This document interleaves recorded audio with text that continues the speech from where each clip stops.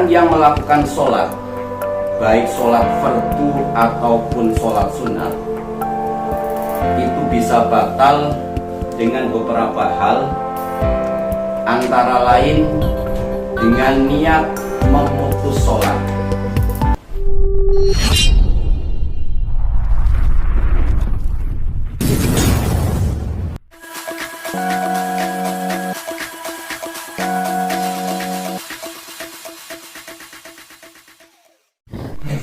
Assalamualaikum warahmatullahi wabarakatuh.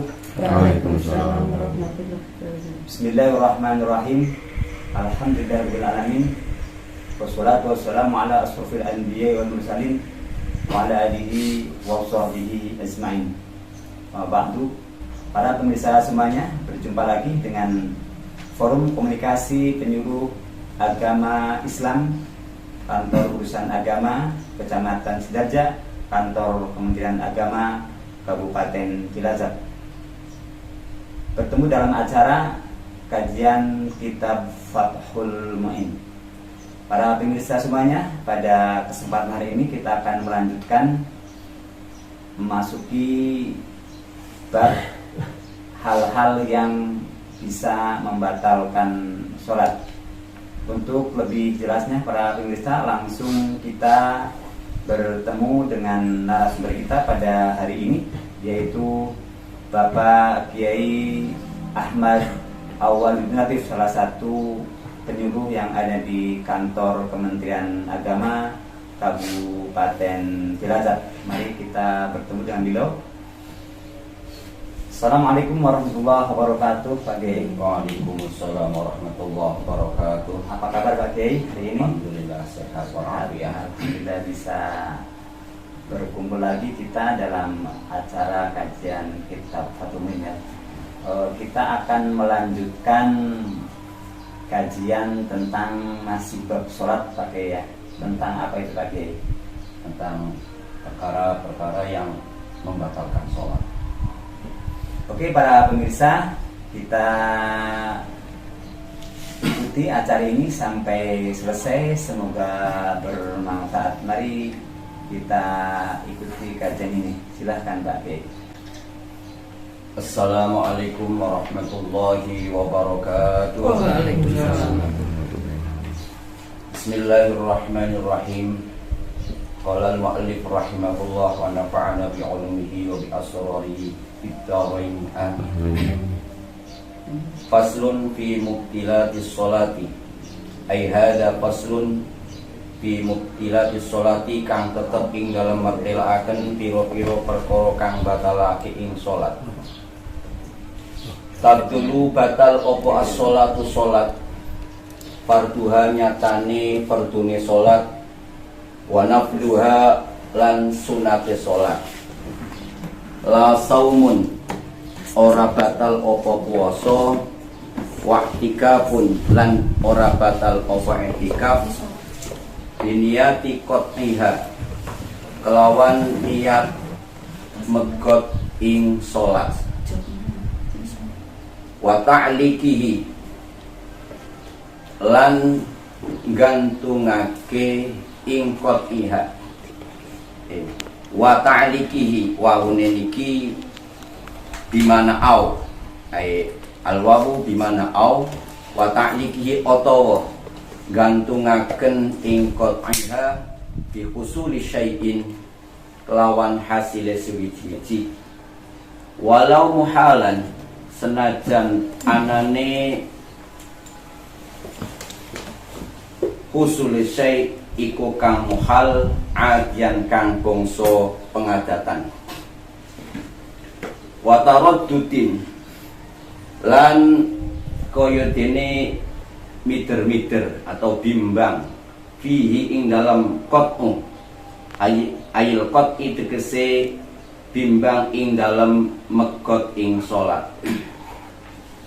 Wala mu'akhadata lan ora ana tatrapan iku maujud biwaswasin kelawan penggawe waswas kohriyin kang bangsa den serang fis sholati ing dalam salat kal imani kaya dene iman wa ghairihi lan liyane iman wa bi fi'lin Lan batal opo solat kelawan penggawe kathirin kang akeh yakinan kelawan yakin min ghairi jinsi af'aliha saking liyane jinise piro-piro penggaweane solat.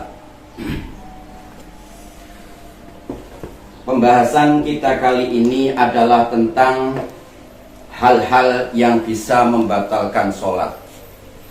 Sangat banyak dalam kajian Fathul Mu'in perkara-perkara yang bisa membatalkan sholat.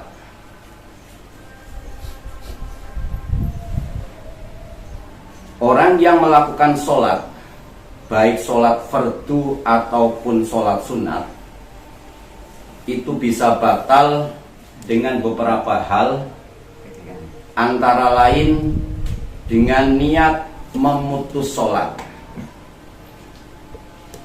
Jadi sholat itu harus jazm, harus mantap. Kalau orang sholat itu sudah tidak jazm, artinya di tengah sholat itu orang itu memutus sholat, niat untuk memutus sholat, niat saja, niat memutus sholat, maka sudah batal sholatnya. Atau juga membatalkan sholat apabila orang yang sedang sholat itu menggantungkan kepada hasilnya sesuatu. Ya, contoh, apabila teman saya Pak Hayat datang, maka saya memutuskan untuk sholat, tidak jadi sholat, itu sudah batal. Atau mungkin kalau sedang masa panen, sedang meme gabah, ya, itu sedang sholat zuhur, sedang cuaca mendung, terus melakukan sholat agak buru-buru, tapi di hatinya niat, kalau nanti hujan saya stop sholatnya. Nah, seketika itu juga sudah batal sholatnya. Walaupun di sini ditegaskan, walaupun kelihatannya menggantungkan sesuatu itu hal yang muhal. Ya, contoh misalkan, jikalau saya sholatnya bisa terbang, ya, itu kan hal yang muhal. Itu juga sudah membatalkan sholat. Itu hal-hal yang muhal. Terus juga bahkan ragu-ragu di dalam memutus sholat itu juga sudah membatalkan sholat. Yang misalkan sedang seperti contoh tadi, saya sedang menjemur padi, tiba-tiba hujan datang, ya, hujan turun, terus hatinya bimbang, teruskan enggak ini sholatnya ya, teruskan enggak ya, itu kan sudah bimbang, itu sudah langsung sudah batal sholatnya. Akan tetapi berbeda dengan ibadah puasa dan ibadah i'tikaf. Itu walaupun niat memutus sholat, walaupun menggantungkan dengan perkara yang lain, walaupun itu nanti dalam puasa itu ragu-ragu di dalam memutus ibadah puasa, itu tidak membatalkan sholat. Ya, misalkan teman saya Bu Cuti, saya sedang puasa Dzulhijjah 9, puasa Arafah misalkan, tiba-tiba saya dalam keadaan puasa, tiba-tiba datang membawa makanan yang enak-enak. Dalam hati saya, lanjutkan ini puasanya ya. Jadi ragu-ragu mau melanjutkan puasa atau tidak. Itu tidak batal sholatnya selagi belum makan panganan, sebelum membatalkan puasa. Walaupun ragu-ragu itu jadi enggak puasanya diteruskan atau enggak, itu tidak membatalkan puasa. kecuali kalau memang sudah makan, sudah minum, itu ya maklum. Makan aja sudah sampai. Nggih. Terus lagi wala mu'akhadzata biwaswasin qahriyin. Tidak masalah kalau ada was-was yang qahri. Gini lah, artinya misalkan sholat tiba-tiba tanpa direncana, ya tiba-tiba ya direncana. Dalam sholat itu tiba-tiba muncul di pikiran kita, misalkan dalam sholat sudah karena tadi ngaji bab batalnya sholat, di dalam sholat itu tiba-tiba timbul pikiran bagaimana hukumnya orang yang sedang sholat itu bimbang dalam melaksanakan sholat, memutus atau enggak. Itu tidak membatalkan sholat.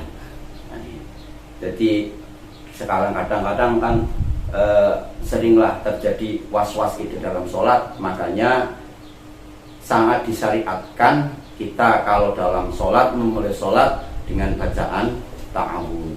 Begitu juga dalam membaca Fatihah juga disunatkan untuk membaca ta'awudz. Kalau kita baca suratan juga membaca ta'awudz. Itulah supaya kita dijauhkan dari was-was, dari was-was syaitan. Selanjutnya yang membatalkan sholat adalah perbuatan yang banyak.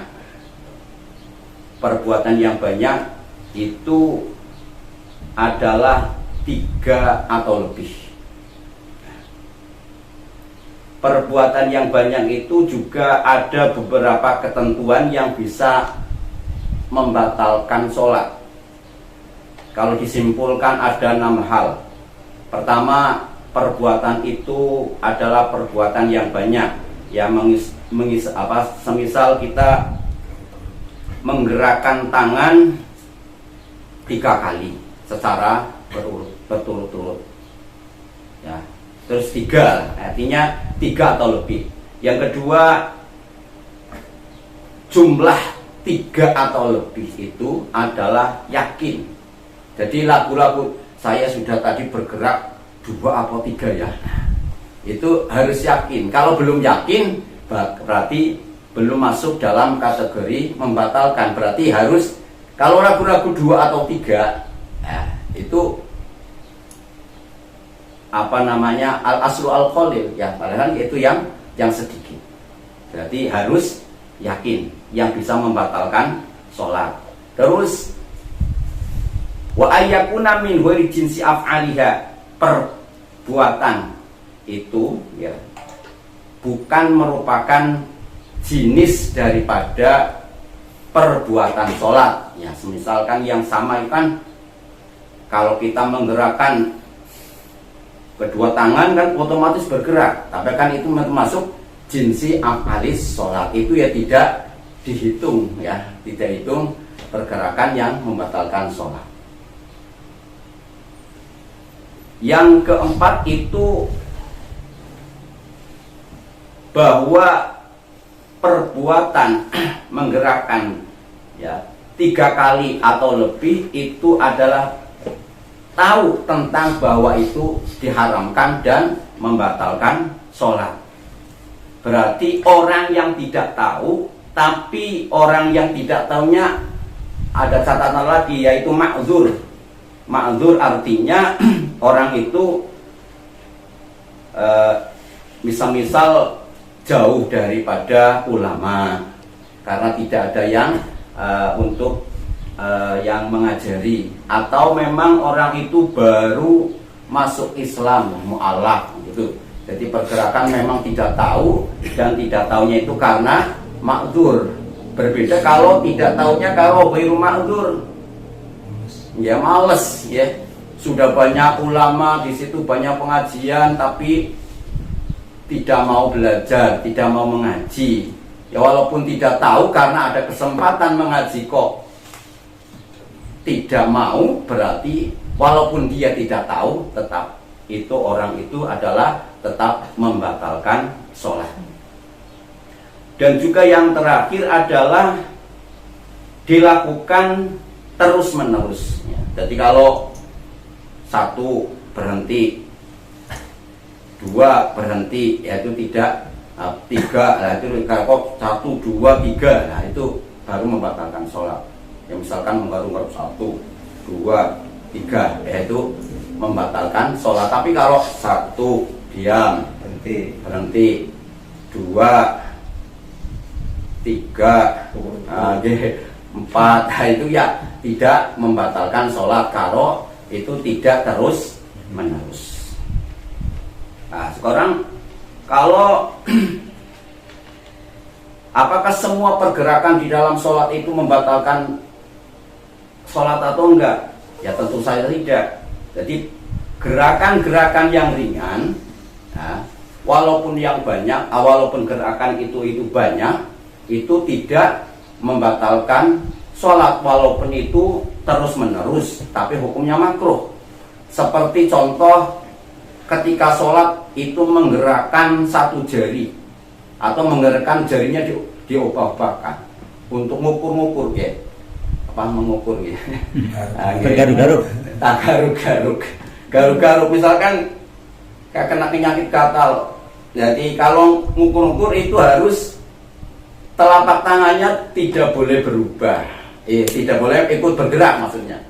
Jadi yang bergerak itu hanya jarinya saja. Mau 1000 kali ya tidak batal ya. Tapi kalau gini batal. Kalau ini telapak tangannya ikut berubah. Tapi kalau jarinya saja yang baik 1 atau 5 yang bergerak itu tidak batal, tapi ya hukumnya makruh. Atau misalkan dalam menghitung jumlah bacaan tasbih, ya misalkan kalau sholat tasbih itu kan bacaannya subhanallah alhamdulillah wala ilaha illallah wallahu akbar. Nah, tangannya digerakkan 1 untuk menggerakkan tasbilangan 1 subhanallah alhamdulillah wala ilaha illallah wallahu akbar, terus tangannya digerakkan untuk menghitung, yaitu tidak membatalkan sholat asal telapak tangannya itu tidak ikut bergerak. Ya itu asal arti tangannya tetap menetap terus. Aujafnin wasyafatin, yang gerakan-gerakan yang tidak membatalkan sholat itu seperti berkedip-kedip ya, sholatnya berkedip-kedip terus ya walaupun makruh tapi tidak membatalkan sholat. Terus lagi bibirnya juga bergerak-gerak terus dia terus bibirnya bergerak terus ya, nah, itu juga tidak membatalkan sholat. Malah ini ada lucu lagi, auzakarin, alat kelaminnya itu bergerak-gerak ya itu gimana itu? Nggak tahu ya, itu juga walaupun bergerak-gerak terus alat kelaminnya itu tidak membatalkan sholat.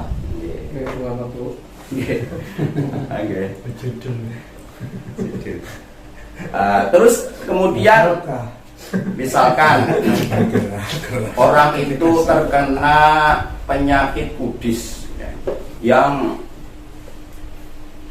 sangat masyakot lah, artinya kalau tidak digaruk itu tidak kuat sholatnya. Itu bagaimana? Jadi menurut gurunya Syekh Zainuddin Al-Malyabari, yakni Syekh Zakaria Syekh Ibnu Hajar Al-Haytami, Syekh Ibnu Hajar Al-Haytami, gurunya pengarang Fathul Mu'in, yaitu Syekh Ibnu Hajar Al-Haytami, itu mengatakan bahwa manibtuliya bi harokatin ittiroriyatin yansha'u minha amalun katsir sumiha fihi. Jadi orang yang terkena jarbun niki illa ayyakuna bihi jarbun la yaskur mau'adatan al adamil haqqi fala tabtulu lidururah. Jadi kalau